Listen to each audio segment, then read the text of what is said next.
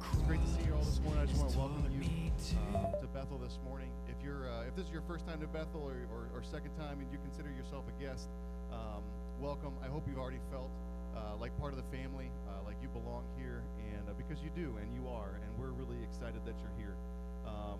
So what we're going to do this morning is we're going to sing some songs. We're going to hear a message from God's Word, and hopefully encourage and challenge each other in the process. And I hope that you are ready to be challenged. I hope that you've come to. You're here on Sunday morning. You could have slept in. So I hope that you are here ready to learn more about God, learn more about yourself, and maybe how the two of you mesh. And so I'm Pastor Tim, and I'm really excited that you're here. When on your way in, you received a worship guide, or even in the chair in front of you, there's a little card there. It's called a communication card. And I'd encourage all of you, if you would fill that out, as we go through our service, on the back of it, there's a place for comments. As you are challenged, or you have thoughts, or concerns, or prayer requests, anything like that, if you would just write those down, and on the front of the card, put your name, maybe your email address, whatever you're comfortable sharing with us. And after the message this morning, we're going to receive our offering, and then we'll pass a basket by. And I'd encourage you all to put that card in the basket. It helps us understand you, understand who you are and where you're at in life, what your needs are, where your heart and your mind is. And so it's a huge tool for us to get to know you and really help you and partner with you in your faith journey. And so I'd encourage you to do that. And if you're a guest this morning, that's really all we would ask from you, that you would put that card in the basket as it passes by. I'd invite you to stand. I'm going to pray, and then we're going to get started here with some songs. So would you stand with me? And God, I just want to say thank you for today. Thank you for Sunday. Thank you for giving us another day, another opportunity, another chance to utilize the situations of life in a way that would honor you, glorify you, and celebrate you. And so as we go through today, God, whether it's here together this morning or whatever we do when we leave this room, I pray that we would take advantage of the opportunities that you're going to put in our life, put before us, to make the most of you, and take those chances that you give us to show you that we love you, and even demonstrate that love to others. And so I'd ask, and I know that you will be pleased with what happens this morning. And so thank you for giving us this chance. Thank you for giving us this opportunity. I pray this in your name. Amen. So I'd invite you to sing with us and celebrate God this morning. He's our rescuer. He's our rescuer. We are free from sin forevermore. Oh, how sweet the sound. Oh, how grace abounds. We will praise the Lord, our rescuer. There is good news for the captive, good news for the shame. There is good news for the one who walked away. There is good news for the doubter, the one religion failed. For the good Lord has come to seek and save. He's our rescuer. He's our rescuer.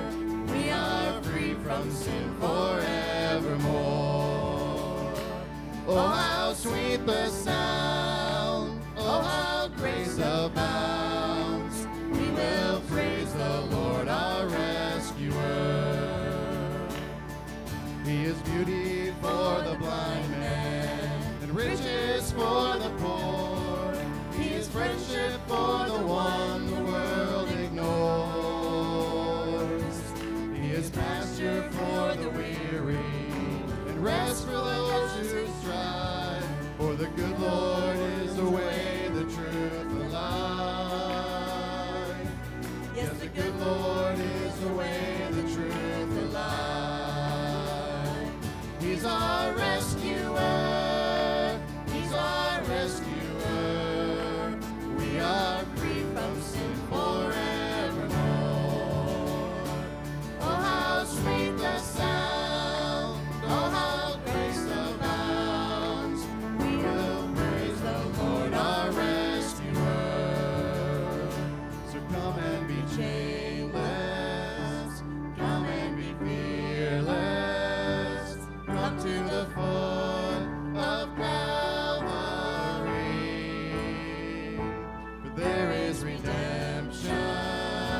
for every affliction here at the foot of Calvary.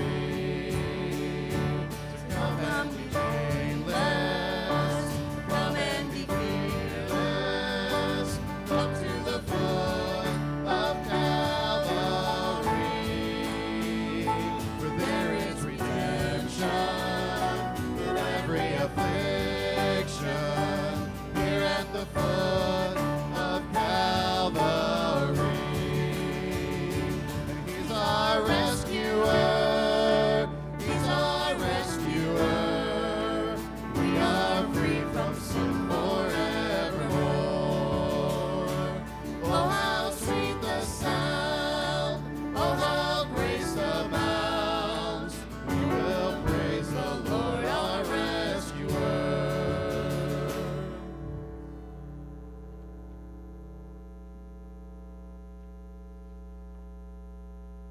We read these words in Galatians 5:1.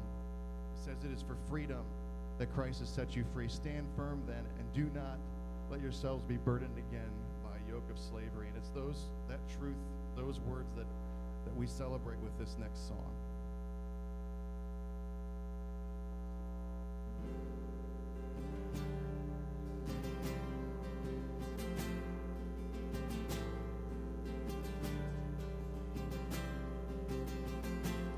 You unravel me with a melody. You surround me with a song of deliverance from my enemies till all my fears are gone. I'm no longer a slave to fear. I am a child of God. I'm no longer a slave to fear.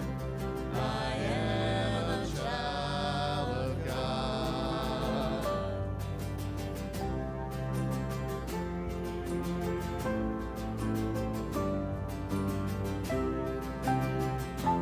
From my mother's womb, you have chosen me.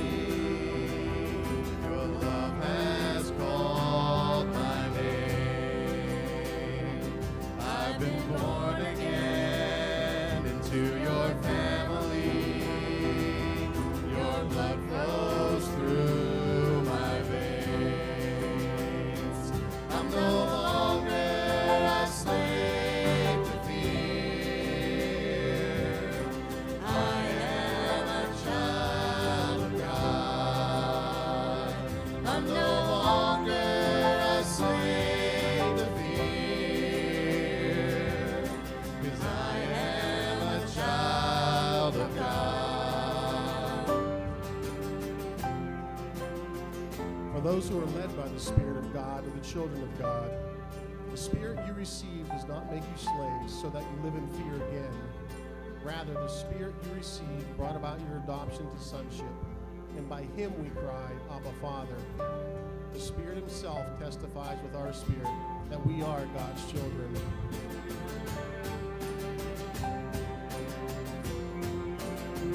You split the sea so I could walk right through it. My fears were drowned in perfect love.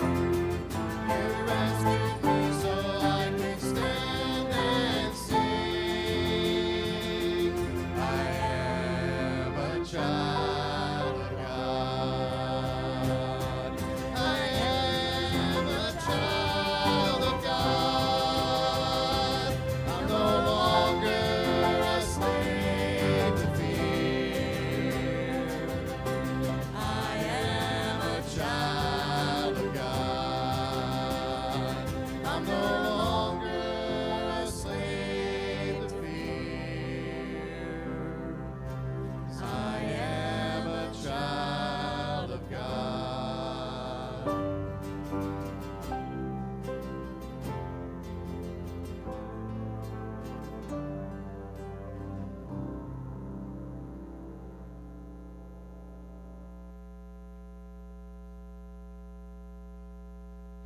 we're slaves and been purchased by Christ, then we can sing this next song as a commitment of our life to Him and our purpose to Him.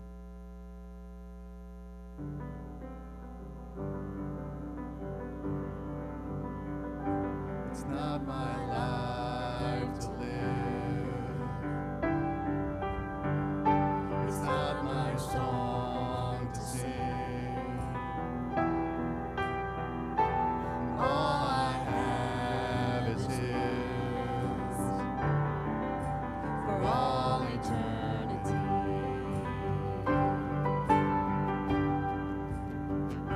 It's not my righteousness.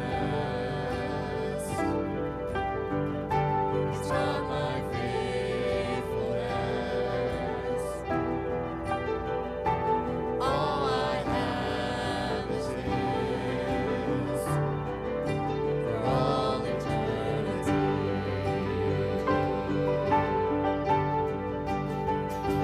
We will crown Him, the King of glory. Crown Him, the Lord of all. Crown Him, the King of glory. Crown Him, the Lord of all. It's not my will to win. It's not my way to bear. By His mighty hand, He won the victory. He won the victory. We will crown Him, the King of glory. Crown Him, the Lord of all. Crown Him, the King of glory. Crown Him, the Lord of all. It's not my blood, but His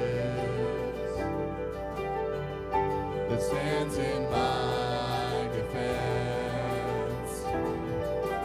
And oh, what love is this that won the victory, won the victory.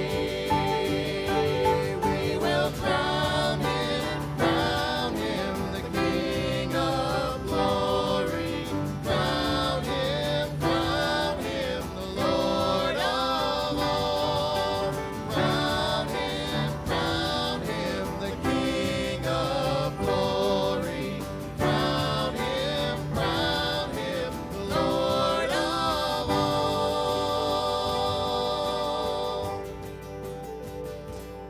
You can have a seat. Thank you for singing with us.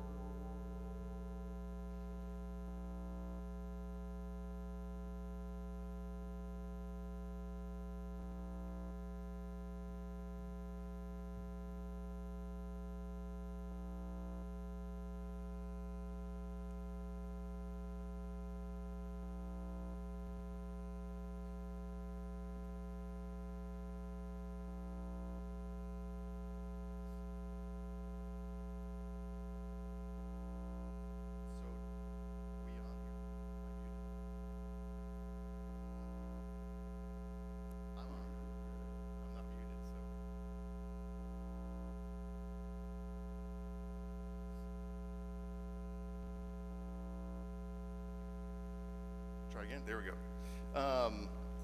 So today is, we've been going, if you've been coming regularly and with us the last few weeks, today is not going to be like the last few weeks. We've been in a series about our core values as a church and what really is driving us and what our purpose is and why we make the decisions that we do and all of that. And so, but today is going to be different because today is Communion Sunday.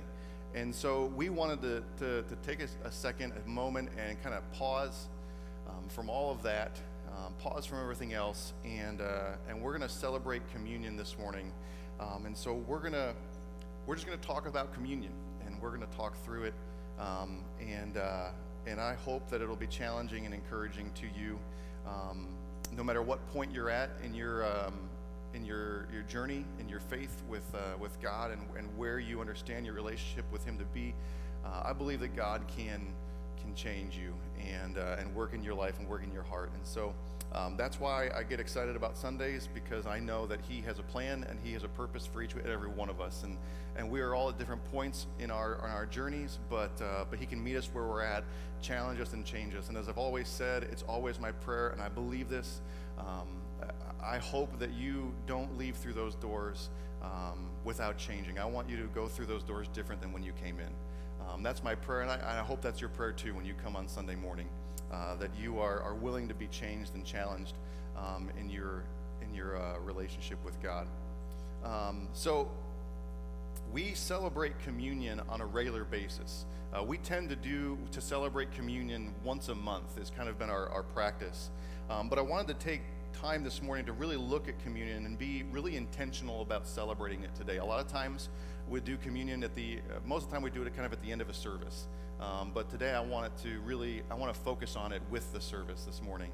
Because we can get used to doing it on a regular basis, and because of that, it can tend to become a ritual, or just the same thing that we do every month. We get in the same routine, right? We tend to do it on the first Sunday of the month, and then we kind of throw ourselves for a loop when we do it on the second Sunday of the month, and everyone's like, "What? Second Sunday? Can we do that?" But I want to take time today to really maybe even just take a breath and really look at it and really get an idea for it.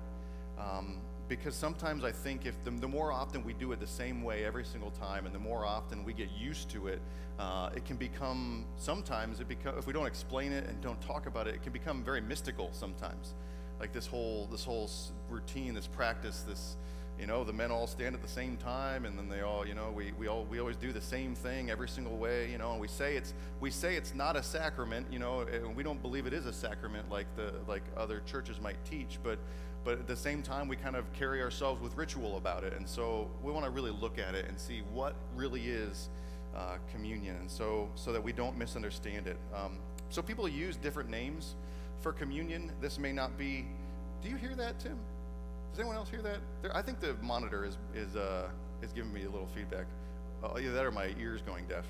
Something's going wrong here. People use different names though for communion. Sometimes we call it the Lord's table. You might have heard people call it the Lord's table or the Lord's Supper. Which when we use those words, right, we're going to observe the Lord's table. That's a lot better. We're going to observe the Lord's Supper. It sounds real serious, right? It sounds really formal and really serious. But really those titles, Lord's table, Lord's Supper, it's really a reference to imitating the last meal that Jesus shared with his disciples. That's why we call it the Lord's table or the Lord's Supper. It's just a reference to the fact that we imitate that last meal that Jesus shared.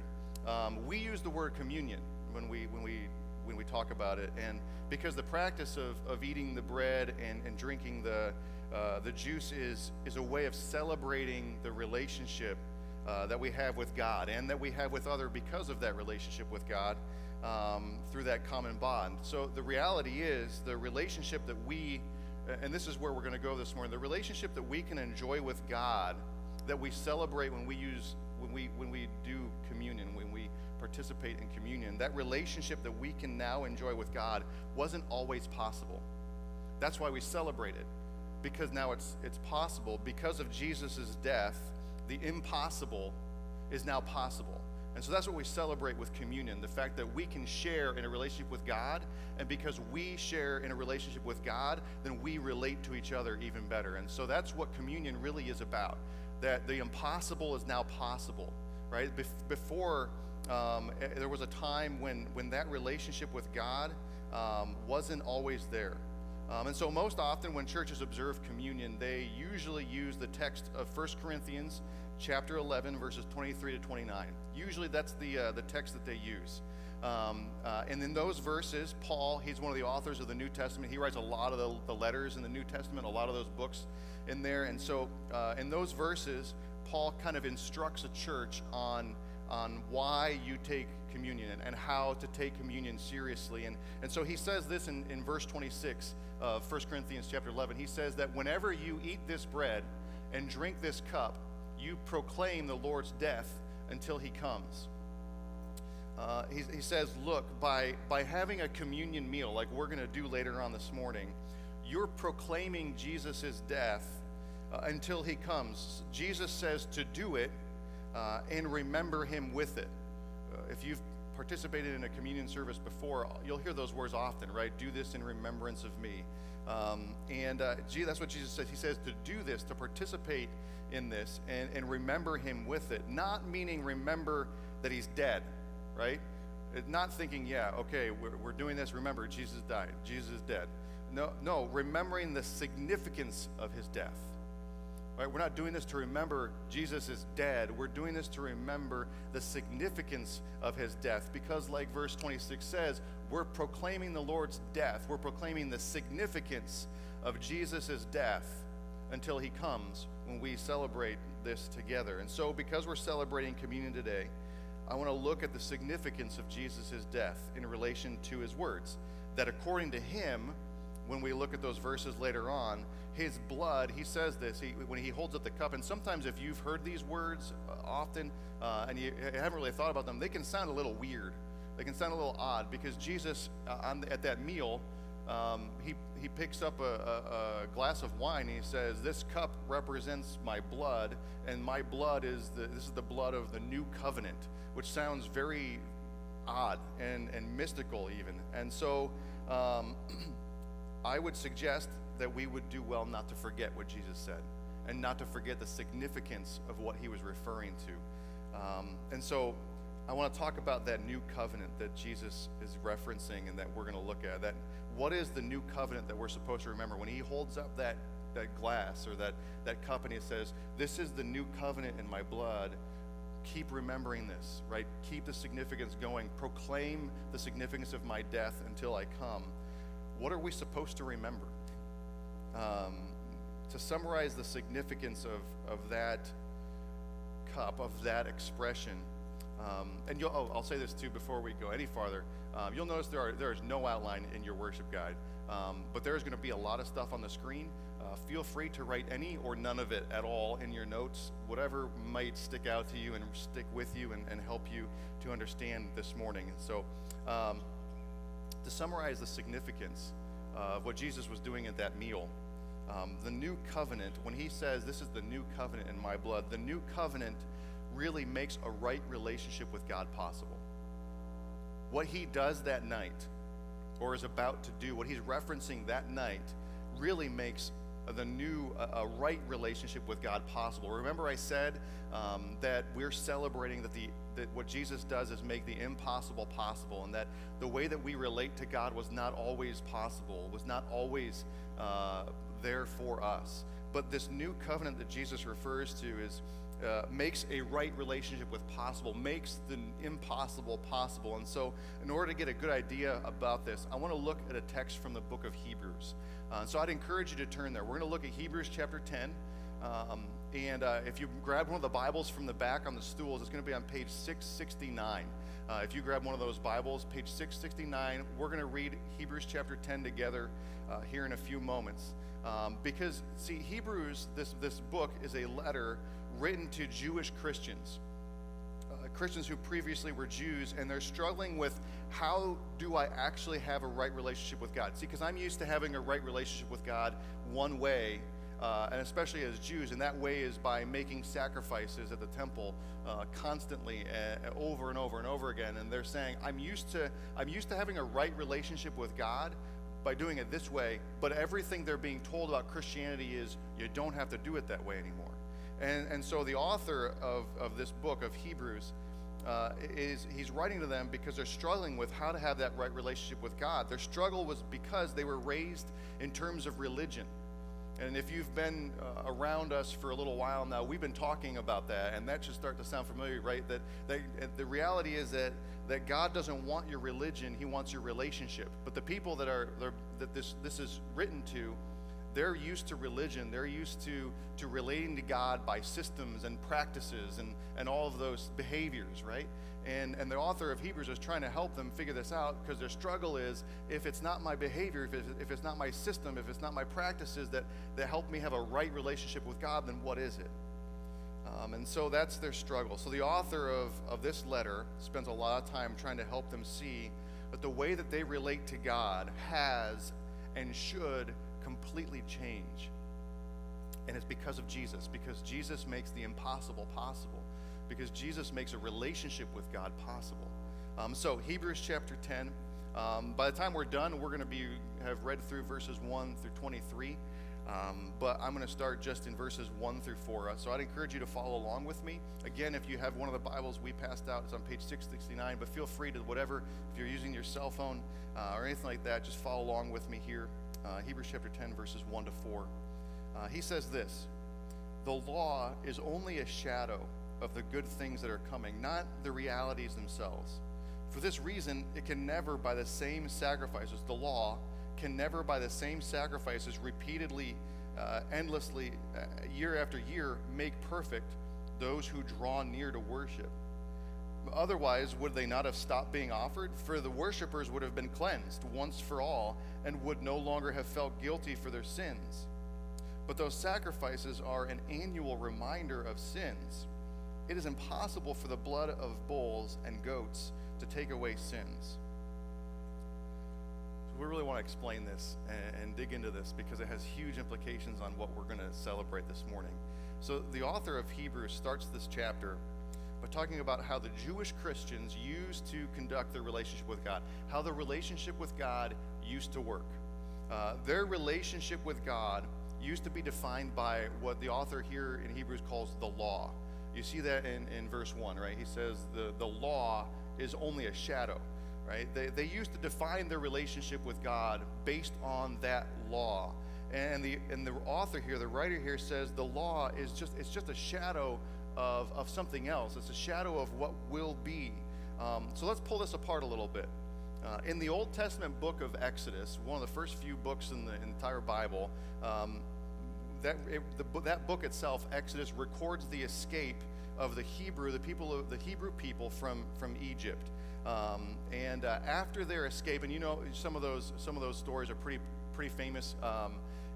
Charlton Heston made them pretty famous, actually. When so they you know, the plagues, right? And then they escape from Egypt. Pharaoh's army gets swallowed up by the water, all that stuff, right? And so after they escape from their Egyptian pursuers, after all of that, God takes some time with those people to establish how their relationship with Him is going to work. See, the Hebrew people, they believed in God, but they hadn't really had a relationship with Him too much up until that point, because they've been in Egypt for a very long time, and so they've been kind of isolated in many ways in their relationship with God. So they have a basic understanding of God, but if they're going to interact with Him on the level that He wants them to interact with Him, He's going to have to explain, okay, here's how this is going to work. These are the ground rules. This is how this is going to turn out. Here's what they're going to need to do. And so He defines how to have what I'm calling a right relationship with Him for the Hebrews, right? We call them Israelites sometimes, or even Jews later on, right? So He defines, this is how you're going to have a right relationship with me. And the list of the terms of their relationship, the list of how this is what you're going to need to do if we're going to have a good relationship, the list of those terms can be found in Exodus chapter 20 to 23. We're not going to turn there this morning, but they're going to be in Exodus 20 to 23, 20, 21 to 23, 4 chapters devoted to the terms of the relationship. You might be familiar with the first 10 because they're called the 10 Commandments, right? Those 10 Commandments are the first 10 terms about, okay, this is how you're going to relate to me. This is how the relationship is going to work. But there's a lot more than just those 10. It's outlined in those chapters 20 to 23 of Exodus. And the focus of all of them, all of those terms, all those commandments, is defining that right relationship with God. This is what it looks like. And so this is very important. The reason that God has to lay out all these terms, He gives them all these instructions, and this is how you're going to handle yourself if you want a right relationship with me, is because God is holy. And when I say God is holy, I mean that God is perfect. right? He's in order to interact with a perfect God, in order to interact with a holy God on a personal level, a right relationship with him, like he wants, then we would have to be holy too. They would have to be holy too. They would have to be perfect. If they want to interact with a holy God, then you would have to be holy. If you want to interact with it, meaning perfect, you would have to be perfect yourself. So God lays out the conditions. He says this. He says, if you want to relate to me, he says this in Leviticus chapter 11, verse 44. He says, if you want to relate to me, I am the Lord your God. Consecrate yourselves, meaning clean this stuff up and be holy because I am holy. If you want to interact with me, you have to be holy. Why? Because I'm holy.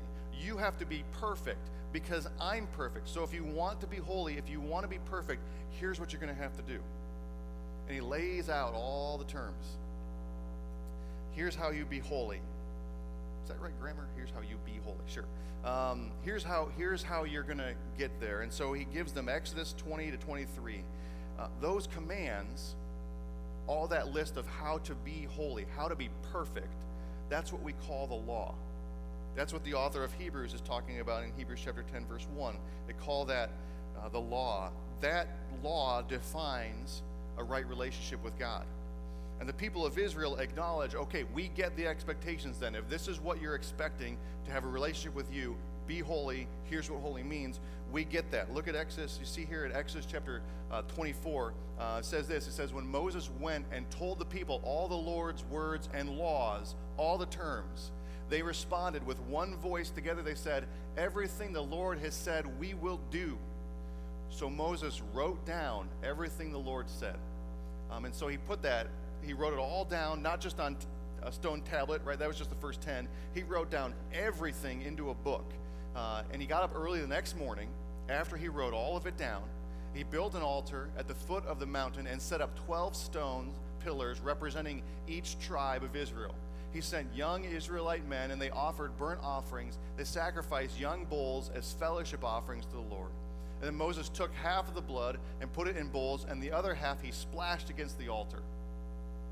Then he took the book of the covenant, which he just wrote down, which we have in Exodus 20 to 23. He took the book of the covenant and he read the whole thing to the people again, so they could hear very clearly, these are the terms. If we're going to have a right relationship with God, if we want to be holy because he is holy, here's what we have to do. Do you agree? And they responded, we will do everything the Lord has said. We will obey. And so Moses then took the blood from those sacrifices and he sprinkled it on the people and said, this is the blood of the covenant that the Lord has made with you in accordance with all of these words. So they agree to the terms of the relationship, of how they're going to have a right relationship with God, and how they're going to follow all of his instructions. And once they agree to it, God then had them make a tent so that he could dwell among them. You've agreed to the terms. You're going to be holy. So he has them, they call it a tabernacle. He has them make a tent so that he can live among them in a personal relationship with them because they agreed to the terms. But here's the catch. I skipped over this. So here's the catch. That law, we have already talked about the other name. The other name for that law is called the Old Covenant. Old because there's a new one, but it's called the Old Covenant. That's why those chapters are called the Book of the Covenant. When they defined the terms of a right relationship with God, here's what you have to do. All 4 chapters of it. Here's the list, starting with the big 10, right, and then everything that follows. Here's what you have to do. When they defined those terms of how to be holy, like God is holy, but how to be perfect, Moses, their leader, cut a covenant on their behalf, which is a big deal. This wasn't just a agreement, yeah, we'll try. This wasn't just a, yeah, we'll do our best. They could have said that. They could have said, hey, we'll give it our best shot. This is a lot to expect. All the 4 chapters, there's a lot here, but we'll give it our best shot. No, Moses, on their behalf, and they said, we're going to do it all. He cut a covenant. Cutting a covenant is an ancient way of making a contract of the most serious kind. When a covenant contract is made, we say it's cut. We call it cutting the covenant. We don't really do this anymore. But what it means is that the 2 parties that are making the contract, the agreement, that in the ancient times, they would take an animal, often a bull or a goat or a lamb or a specific kind of bird, and after they state the contract agreement, here's what you'll do, here's what I'll do, this is my end of the bargain, this is your end of the bargain, they would then kill the animal as a sacrifice to make the covenant official. They would slaughter an animal after they made the agreement so that they would make the covenant official. The most ancient practices of cutting a covenant are pretty gruesome. What both are agreeing to, the most ancient way of doing it, they would kill the animal, and then they would cut it in half lengthwise, top to bottom. They would cut it in half, and they'd lay both sides just a little bit apart from each other. They'd separate the two halves, and then they would walk through the guts together, the two people making the agreement. They would state their part of it, the other side would make their part of it, and then they'd walk between the two halves of this animal through everything that comes out of it together. And then they would eat some of the meat, and then they would drink some of the blood of that animal. And I'm really glad this is not how covenant contracts work. Like when we signed our loan for our van, I'm really glad we don't do this anymore. We're like, here, sign here, here, and here. All right, let's go outside. Let's grab a goat. You got the knife? All right. I'm really glad we don't do this anymore because it's very gory and gross. Now, by the time the Hebrew people are making their covenant that we're reading about, it's gotten a lot less gory. It's not nearly as gory as it was before. And so for them, the practice is to sacrifice an animal and then sprinkle its blood on the covenant makers. They would just sprinkle a little bit of blood on the two people making the agreement, which is what you see happening here. When Moses reads the book, right, of the covenant, he then took the blood and he sprinkled it on the people. That's why he's doing it, because this is a covenant agreement. This is a covenant contract. But this is serious. This is very serious, because a covenant was a contract in blood, meaning that the penalty for breaking the contract isn't the forfeiture of your van. The punishment for breaking the contract is the forfeiture of your life. You were signing a contract in blood, meaning if you broke the contract, the penalty was death. You were only free from the contract then when you died. And if you broke it, you deserved to die, any of the terms. And so the Israelites make this contract with God because they want to have a right relationship with him. They want him to be their God. They want to have a personal relationship with God. And so he says, okay, if you want to have a personal relationship with me, right, then this is what you're going to have to do. You've got to be holy. You've got to be perfect, just like I am holy, just like I'm perfect. And so they said, everything you've said we're going to do, we're going to keep this law 100%. And then they cut the covenant. They said, this is everything we're going to do, which means any one of those terms that they break, they deserve to die. I don't want to call them fools, but that is a very, very serious agreement that they just made. Every single one of them. But the writer of Hebrews says that this agreement, the law, it's only a shadow of good things that are coming.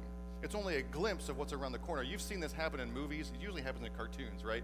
Tom and Jerry are chasing each other around, and then one of them's around the corner, and you see the shadow from a light, right? And it's on the wall, and it looks really big, like a monster, right? And it scares the person on the other side. They're like, oh, there's a monster coming. And then when he comes around the corner, it's just this little mouse, right? You've seen that happens in movies and stuff. That's the same idea here with when he says the law, it's a shadow of what's coming, right? It's just giving you a glimpse of what's around the corner. It's not really a perfect representation of what's coming, and so we'll get to that here in a moment. But the law is only an idea about how a right relationship with God is actually going to look. It's a glimpse of what's around the corner, because here's the problem. Here's the truth and the reality that we all know to be true. There is no way anyone would be able to keep the terms of this covenant. There's no way they'd be able to follow every single one of these terms and not break the covenant. I don't know if you ever did this. I don't know if you remember. It doesn't exist anymore. But do you remember Columbia House Records, the club, where you could pay for a penny? For a penny, you could get 11 we'll say cassettes, but CDs, whatever format you're familiar with, right? For 1 penny, you could get 11, and then the 12th one was free. You remember that? Did anyone else do that? Yeah. And so they would send it to you, right? And you'd be like, how is this possible? I'm paying 11 cents for this, right? What nobody realized was the contract that went along with it, right? When you signed up for it, there was a contract there, and the contract, they were smart, they were tricky, right? The contract was that they would send you then, every month, they would send you a CD or a cassette, or they'd even did DVDs and stuff like that, regardless of whether or not you ordered it. And you would pay the full price for that, right? It's called a negative, I think it's called like a negative agreement or a negative contract, right? Where they would say, this is coming. If you don't want it, you have to tell us. Otherwise, it's coming, you'll pay for it. So they just keep charging you for those new ones, right? So yeah, you got those 11 for free, but you had to then tell them, I don't want this every single month for however long the contract was. Every month they said, we're going to send you this. If you forgot, then you started getting CDs or cassettes that you didn't want, right? And they were charging you $16. And so lots of people fell for this, right? Because you're like, wow, these are basically free, right? And so a lot of people fell into a contract that they couldn't keep, right? And eventually they realized, man, I'm racking up the debt here. The Hebrew people, when they signed this contract, when they agreed to these terms, what they quickly realized is, oh, nuts. There is no way we're going to be able to keep all the terms of this contract. We can't be holy like God is. What were we thinking? We can't be holy like God is holy. No one can be perfect like God is perfect. No one can. And if that's the key to a right relationship with Him, this is impossible. No matter how hard, right? In another book in the Bible, it says that everyone comes short of God's glory. Everybody offends God. Everybody falls short of that standard, and falls short of His glory. And so, like any of us would, no matter how hard they tried, they broke the covenant a lot. You know, one of the first 10 is don't lie, right? They broke the covenant a lot. And the problem is that means that they should die as penalty. That's the covenant contract. Because you broke it, you should die. And so a group of Israelites were set aside to be priests. They were set aside to be priests, and their job was to be the mediator of the covenant, meaning come between God and the people breaking the covenant, breaking the contract. Their job was then to be the mediators of this covenant, to make peace with God. Every time the contract was broken, it was their job to basically say on behalf of the person that broke it, hey, we're really sorry, please don't kill us. It was basically their job. They were mediating the covenant when the contract was broken. So this should make sense then, they would make sacrifices of animals to satisfy the demand of death. They would make sacrifices because the covenant was broken. It was started by a death, and only a death would satisfy the breaking of the covenant, and so they started sacrificing animals every time the covenant was broken. And so these guys, their job was to basically continually make peace between God and the people breaking the covenant. They would make they categorized the sacrifices. They would make sacrifices for sin, an offense of what God expected, right? That's what a sin is. God says, this is what I expect, and you don't meet that standard, then you've offended Him, and they call that sin. And so they would make sacrifices for sins that you knew you committed on purpose. They would make sacrifices for sins that you didn't mean to commit, but maybe because of a weakness or a failure, but you were aware of it. And then they also made sacrifices for sins you didn't know you committed. Sins in ignorance. They had all these categories that they were making sacrifices for, but these people were so bad at keeping this contract, they decided to set aside a day every single year where the high priest would offer a sacrifice for anything they missed. Just in case we might have missed sins, we weren't aware of them, we might not have made a sacrifice for it, or we forgot about it. And so he would make a sacrifice for everyone once a year, and they still celebrate. It's Yom Kippur. They still celebrate this today. They call it the Day of Atonement, where just in case they would make a sacrifice for those things. And they thought this is how you satisfy God. This is how you satisfy God. This is how a right relationship with God works. This is the system. This is how we keep getting a right relationship with God. But that's not really a right relationship with God. It's not really a right relationship with God. The problem was very clear from the start. Having a right relationship with God by being good enough, by meeting the terms of this contract, is impossible. You cannot have a right relationship with God by being good enough. It's proven by the Hebrews, by the Israelites. It's impossible. You can't do good enough things to be holy like God is holy. And if that's the standard for having a right relationship with him, if that's his expectations, it's impossible to be good enough for that.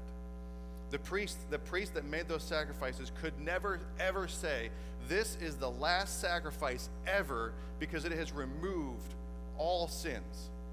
Because it can't. It can only make up for the last one. Because tomorrow, forgiveness is needed too.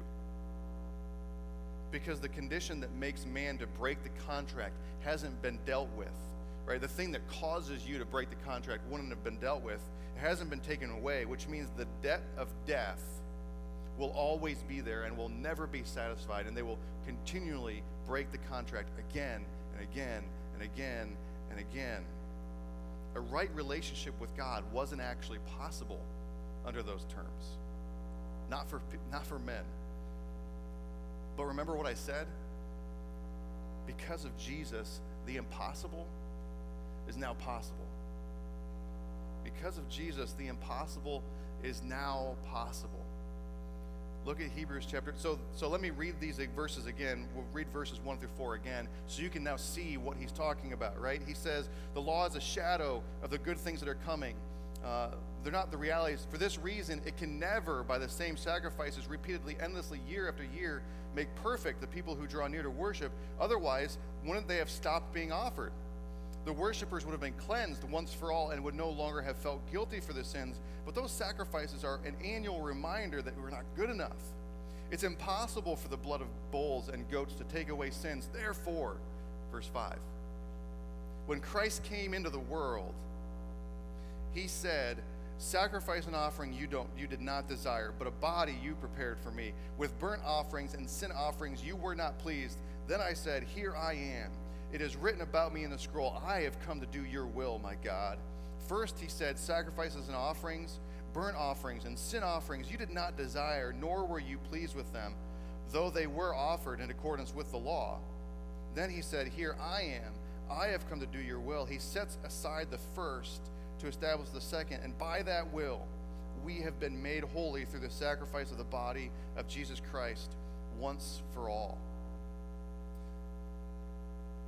Let me read verses 5 through 7 again, this time in the New Living Translation. It says this, that is why when Christ came into the world, he said to God, you did not want animal sacrifices or sin offerings, but you have given me a body to offer. You were not pleased with burnt offerings or other offerings for sin.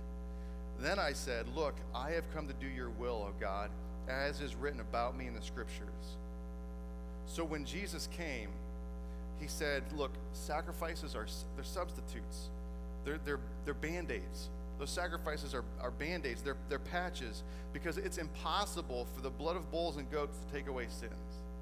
So Jesus said, I have come to do your will. I'll be holy like you're holy. And I'll provide redemption, right? Meaning I will pay the price in full that is required by that contract. That contract requires a death. And only when a death is fulfilled is that contract completely broken and done. In Hebrews chapter 9, verse 15, it says this. He says that Jesus has died as a ransom to set us free from the sins committed under the first contract, the first covenant. So his death, Jesus' death, is a ransom. It's the price. The price that those broken contracts demanded. His body, he says later on, we'll see this again, was broken for us. And this is where it gets cool. Jesus writes a new contract. He writes a new contract. Remember what we read that Jesus said at that meal on the night that he was arrested? We read this often. Jesus, he says this. He said that this wine represents my blood of the new covenant. Right? He takes that cup and he says, this cup, this wine, this is the new covenant in my blood. Meaning, I'm writing a new contract on how to have a right relationship with God. That old contract, we can't do it. We can't keep it. we're done with it. I'm writing a new contract on how to have a right relationship with God with new terms, right? With new terms. He says he's going to write this new contract and these new terms. He says, I'm going to cut a new covenant. I'm going to cut a new covenant, and it's going to replace the old contract. This one is better in every way. The new contract's terms are different. The new contract's terms are different. It's not a list of rules. It's not the terms that you've got to keep and behaviors that you've got to do. It's not a list of rules. It's just this. It's faith and love. These are the terms of the new contract. Faith in Jesus as the Savior and love for God that spills into action and changes us. And even more exciting, the new contract is for anyone, not just the Jews. The new contract is for everyone. New terms, a new mediator, and it's for everybody, not just the Jews.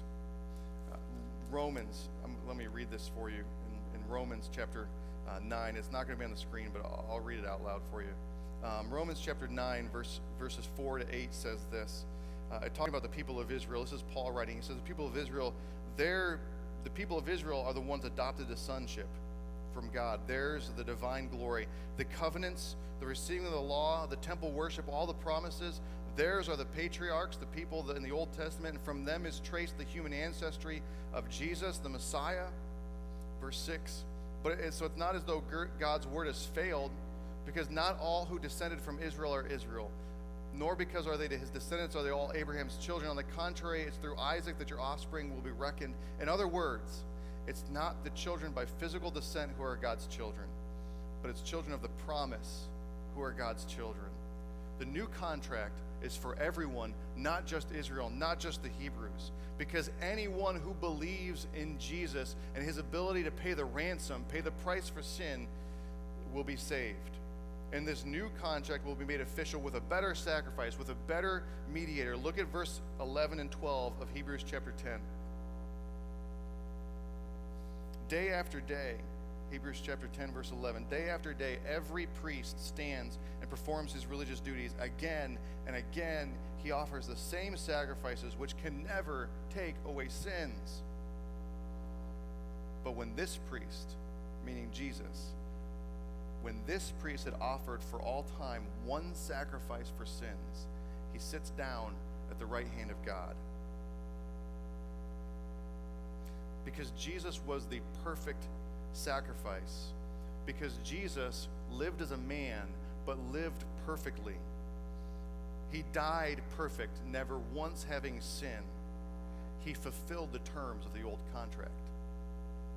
So when he, being the only person to ever have died sinless, he fulfilled the terms of being holy like God is holy. He fulfilled the terms of the contract once and for all. And so when that death occurs, because he fulfilled the terms, the entire contract is broken. It's done. So no more sacrifices need to be made. The contract was fulfilled. No more death is demanded because the contract is fulfilled. So the question then is, okay, so now how is a right relationship with God defined? That was the old definition of how to be in right relationship with God. Those were the old terms. So now how do we define the right relationship with God? Now that the old contract is gone, what's the terms of the new contract? How is it possible? Jesus is the mediator of the new contract. So here's what this means. But see, the mediator of the contract is the one that makes peace with God for the people who break the contract. What that means is that because Jesus is still alive, it said in verse 12 that he's sitting at the right hand of God. Because Jesus is still alive, sitting there, he is mediating for us every single time that we offend God's perfect standard. Jesus is sitting there mediating based on the once-for-all sacrifice where he says, hey, remember the terms were fulfilled. The terms were fulfilled. They're not in debt for that one. I paid the price for that one. I pay every single time he is mediating based on that sacrifice. If I could ask you, just turn back one page to Hebrews chapter 9. You're in Hebrews chapter 10. Just turn back one page in your Bibles to Hebrews chapter 9 and look at verse 11.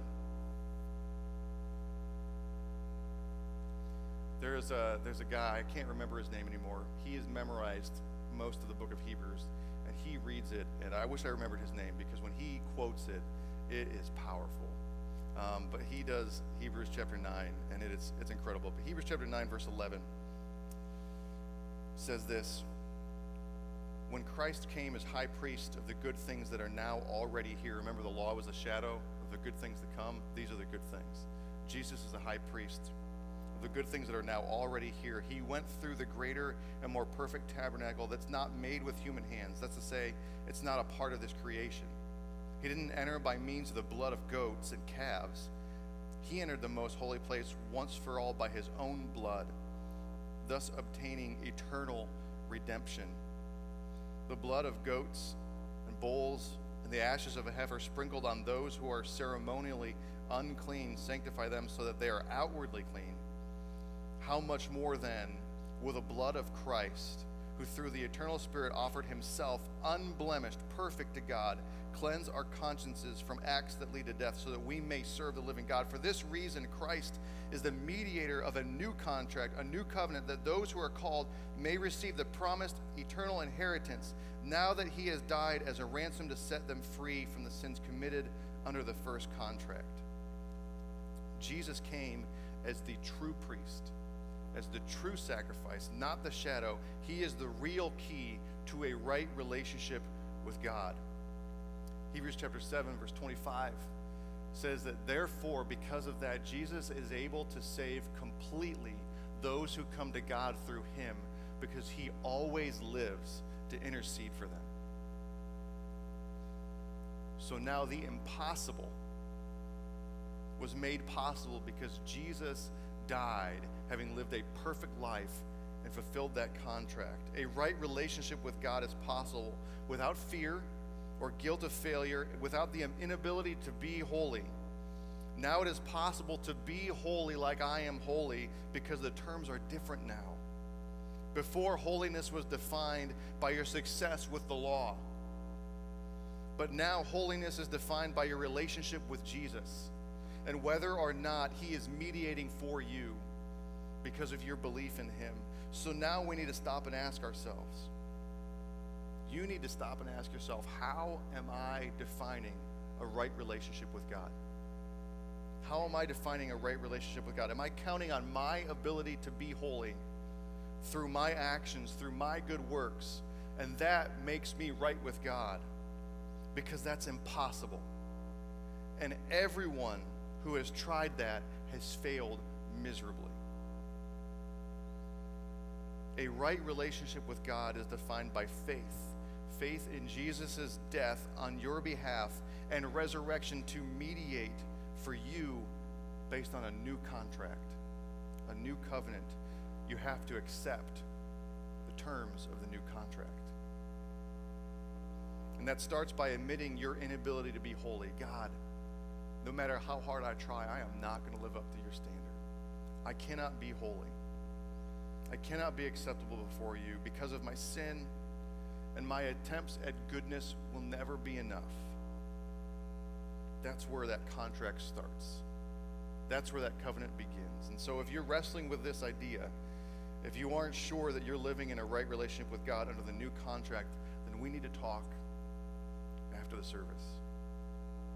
For those of you that have, for those of you that have placed your faith in Jesus and put your names under that new contract, under that new covenant, that by faith you're living in that contract, it brings with it two very incredible benefits. Hebrews chapter 10, verse 19, back to our original chapter. Well, let me finish verses 13 to 18. So he's sitting at the right hand of God, and since that time he waits for his enemies to be made a footstool. For by one sacrifice he has made perfect, holy, forever those who are being made holy. The Holy Spirit testifies to us about this. He says first, verse 16, this is the covenant I will make with them. After that time, says the Lord, I'll put my laws in their hearts and I'll write them on their minds. And then he adds, their sins and lawless acts I will remember no more. By their faith and where these have been forgiven, sacrifice for sin is no longer necessary. Verse 19, therefore, brothers and sisters, since we have confidence to enter the most holy place by the blood of Jesus, by a new and living way opened for us through the curtain, that is his body, and since we have a great priest over the house of God, let us draw near to God with a sincere heart and with the full assurance that faith brings, having our hearts sprinkled to cleanse us from a guilty conscience, and having our bodies washed with pure water, let us hold unswervingly to the hope we profess, because he who promised is faithful. First, because of this, if we have by faith entered into that contract with Jesus, we can have confidence that we will always be able to enter into the presence of God with confidence, because our relationship with him is right. We have access to God, meaning we can talk to God through prayer. We can interact with him through his words in the Bible, and he will interact with us back because Jesus is mediating for us, justifying our holiness before a holy God. We have instant access to God, who is our help in our time of need. That wasn't possible under the old contract. You couldn't approach him because you weren't holy, because you would break the contract. But second, so first we can have confidence, but second, we can have hope. Jesus demonstrates for us that for those who are holy, under the new contract, the payment was made, the contract was made permanent, so that no death is required for anyone who enters into that contract. So our hope is that our faith in Jesus, not our actions, our faith in Jesus will bring us to an eternally right relationship with God. Because whoever believes in Jesus won't be separated from God because of a lack of holiness, but instead will have eternal life and an eternal relationship with God. That is our hope because of the new contract. When the author of Luke records Jesus' last meal with his disciples, the one that we're celebrating today, he writes that Jesus told his disciples that this is the last time that I will be able to participate in this meal. He says that this bread, this wine, I won't be able to eat this or drink this again until the kingdom of God is created, until God lives in personal relationship with people again. In the very last book of the Bible, Revelation, chapter 19, verses 6 to 9, John, the author of those verses, he talks about a wedding meal as a celebration that eternity in relationship with God has begun. That when that happens, that after God has collected all of those who have entered into that new contract with him, into that right relationship with him, whose holiness is defined by a faith in Jesus, not by their actions, when he collects all of them and brings them to him, we're going to sit down for a meal. And he likens it to a wedding feast, where those of the contract are the bride, and God and Jesus are the groom, and we're going to enter into a wedding feast with him, with Jesus sitting at that table. And we're going to celebrate together just like we're celebrating today, but it'll be so much better. We're going to celebrate together that relationship that we have with God through Jesus because of that contract. And we're going to reflect once more on what exactly made that moment possible, what Jesus did, that moment, that meal represents, and that's why we imitate it today. Because we're looking forward to hope and celebrating the new contract, that a right relationship with God is possible, and someday we're going to be celebrating with him at a table. So that brings us to communion. And I'd ask the men who are going to be serving us this morning if you'd come to the front and take your seats. Communion is where where we celebrate that the impossible was made possible through Jesus' death. Paul indicates when we read in 1 Corinthians chapter 11, Paul indicates that this celebration is for people who have entered into a faith contract with God through Jesus. This celebration, this bread, this juice, this is for those of us who have entered into a faith contract with Jesus, Christians. And so maybe this is your chance. Maybe you haven't entered into that faith contract Maybe you haven't placed your faith in Jesus, and your whole life up until this point has been hoping that you are good enough. But as we've seen this morning, good enough isn't ever good enough. The only thing that will bring you into a right relationship with God is your faith in Jesus and his ability to fulfill that contract and mediate for you on your behalf. And so this celebration is for those of us who have placed our faith in that contract. And if that isn't you yet, then maybe this morning you need to take some time and really dig into that in your heart and talk to God about that and investigate. Maybe this morning I need to place my faith in Jesus in that contract. And so before we celebrate, we examine ourselves to see the effect the contract has had on our lives, so we can be sure that we eat this bread and we drink the cup in honor of Christ, in honor of his sacrifice. And so I'll ask you just for a moment to examine and reflect on what we've talked about this morning before we participate in this celebration.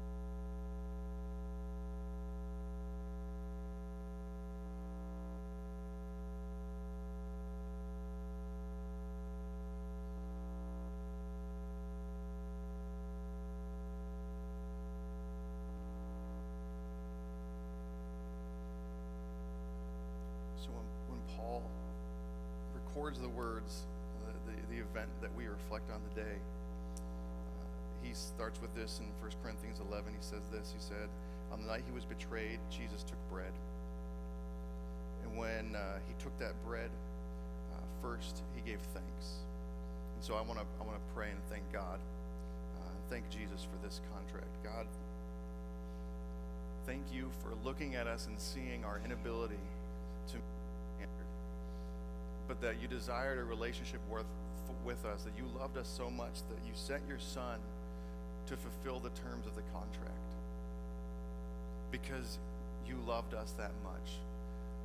Jesus, thank you for living life and struggling through life in a perfect and holy way, and then willingly submit yourself on a cross so that you would fulfill the terms of the contract and become our mediator, become our hope, become what we can celebrate this morning. On behalf of all of us in this room that have placed our faith in you and that contract, I just want to say thank you. Because without you, the impossible would not be possible. Without you, we would not be able to approach God. So thank you. And I pray this because of you, in your name. Amen. So I'd invite the men, if you would come forward and take the bread and pass it out for us.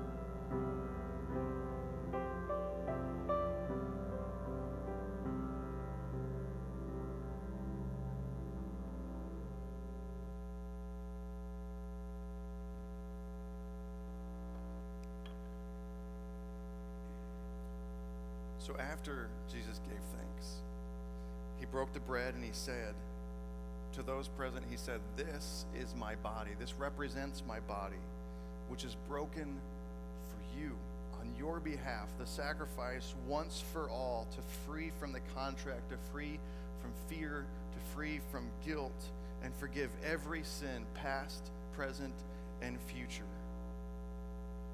Eat this in remembrance of that."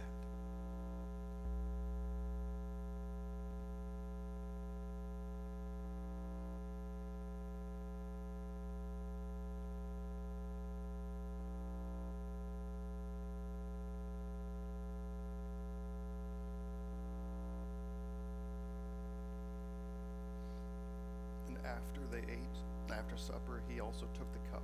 And so we're going to celebrate with the cup as well. So men, would you pass that out?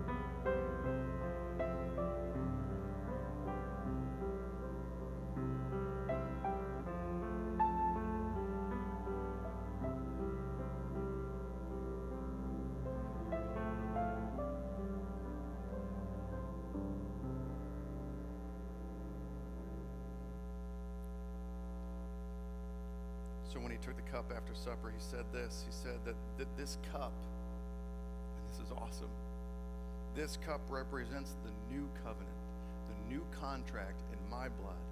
The impossible is possible. Drink and celebrate the new contract, the hope of an eternal right relationship with a holy God. Drink this in remembrance of that.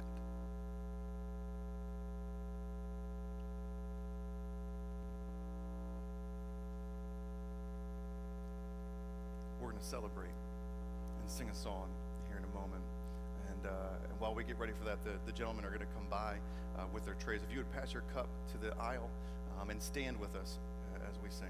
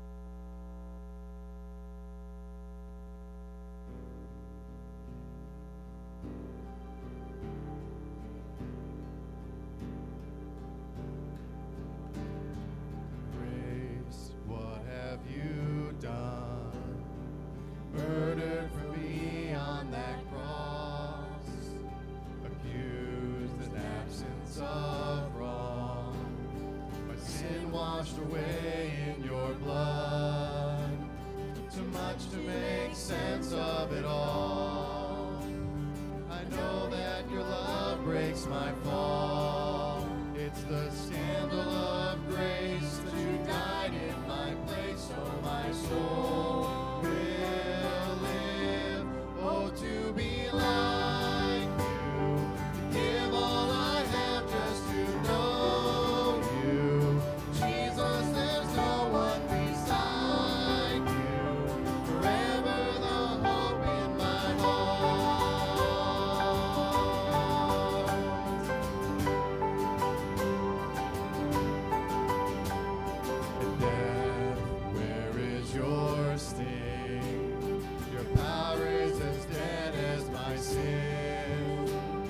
The cross has taught me to live, and mercy my heart now to sing. The day and its troubles shall come. I know that your strength is enough. It's the scandal of grace that you died in my place, so my soul will live. Oh, to be like you, to give all I have just to know you. Jesus, there's no one beside you. Forever the hope in my heart.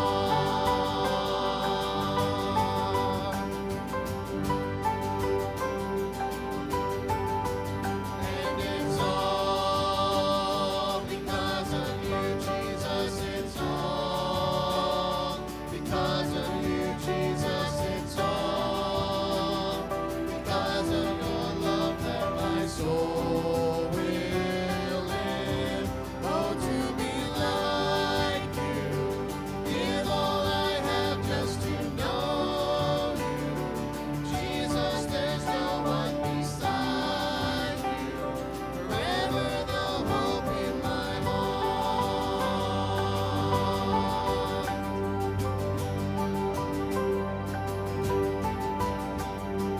Like you, to give all I have just to know you. Jesus, there's no one beside you.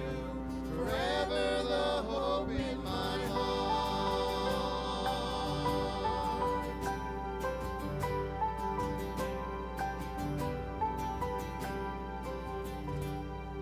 You can have a seat. Thank you.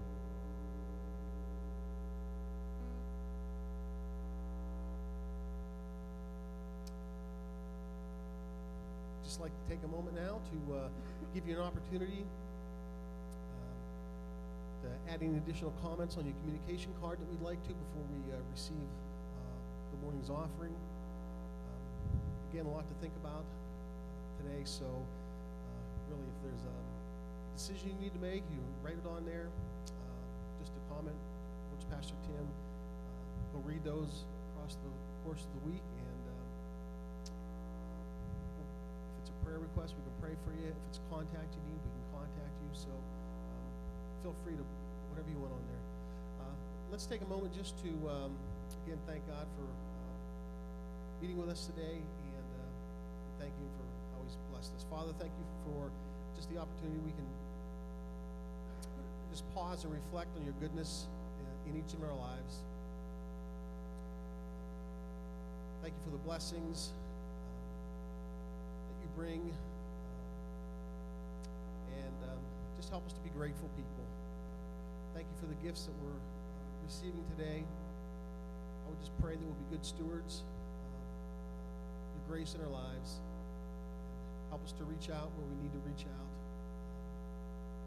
Help us to reach into the lives of people who really need it. Again, thank you, and we ask this in Christ's name, amen.